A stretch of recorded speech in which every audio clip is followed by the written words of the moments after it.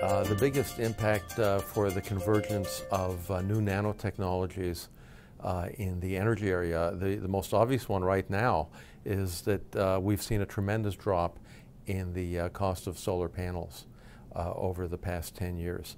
And even more so if we go back 30 years, we've seen a 30 times drop in the real price of photovoltaic panels. And this is somewhat forgotten when people argue about subsidies. The reality is the subsidies are less and less needed because of the tremendous improvement in the cost. Now the great thing about it is that this is going to continue into the next 10 years. And we can expect then a further 3 times reduction in cost, an increase of efficiency. I'm not one who believes in low efficiency solar cells. Why should I go for low efficiency when 30 to 35% efficiency is likely to be the norm 10 years from now? And so we're in the midst of a tremendous change that is in some ways not being noticed due to the minutiae of different companies doing well, different technologies succeeding and failing. But the bottom line is overall there has been tremendous progress, and we can look forward to at least another factor 3 reduction in price over the next 10 years. Well, one of the things to recognize is that with the kinds of cost reductions that I'm talking about, we're going to find that in the middle of the day, the solar electricity, there'll be a tremendous surplus. And we're going to have to find a way to use the tremendous excess of solar electricity that occurs during the middle of the day, and especially in midsummer like we have now. That gives us an opportunity to do research on using the excess electricity, for example, to create fuel, or to be stored in other ways, but especially to create fuel, because liquid fuels are emerging as being the most valuable form of energy looking 10 years out. Well, I think you're bringing up the interesting problem of how do scientific advances get spread out and spread around among scientists. And usually that happens after the fact. The discoveries are made, the breakthroughs occur, and finally everybody gets the word. I'm not quite as concerned about that, but it will happen. And it's not really an obstacle to progress, but it sometimes results in misdirection of scientific resources when research funds are devoted to a problem that's actually already been solved. An example of that is the high efficiency, low cost solar cells.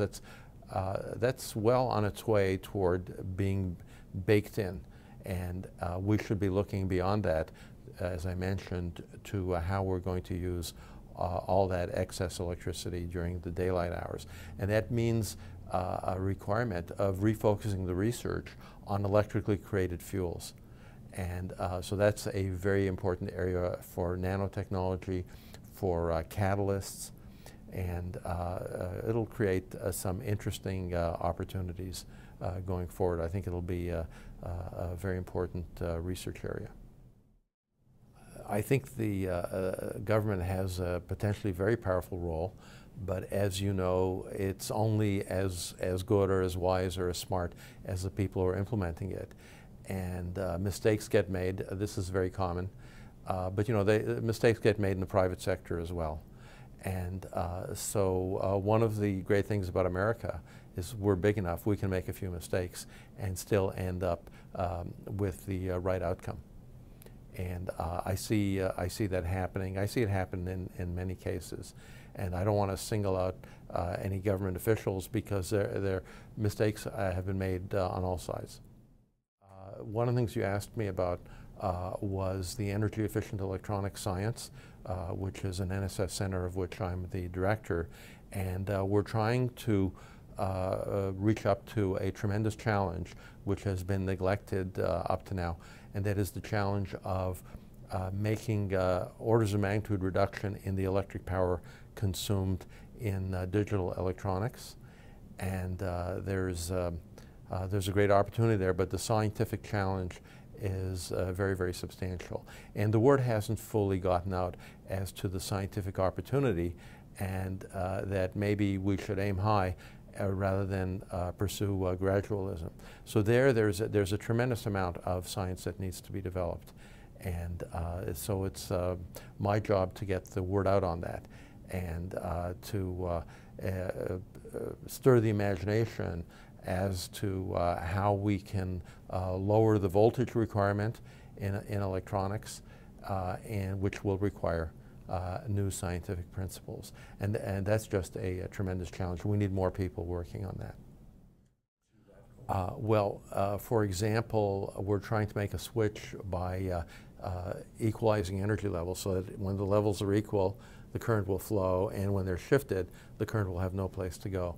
That will be a tremendous switch, and potentially replacing the transistor as it has been in the past. Yet there are many basic scientific questions we don't know. For example, how sharp are energy levels in solids? And we don't know how sharp they can be. People are sometimes surprised that it can be sharper than the thermal energy, which is 25 millivolts, but we don't know how much lower we can go. And the degree to which we can sharpen up those energy levels, that will result in a much lower voltage, more efficient switch for the future of digital electronics. And you can see it multiplying its influence in the future as we become more and more dependent upon cloud services, as we are already. So the impact there can be very large, but the scientific challenge is also very large. The challenge is that there are so many scientific things that have been brought together that really have not been looked at enough. And we don't have a track record of many preparatory scientific results that will point us in exactly the right direction.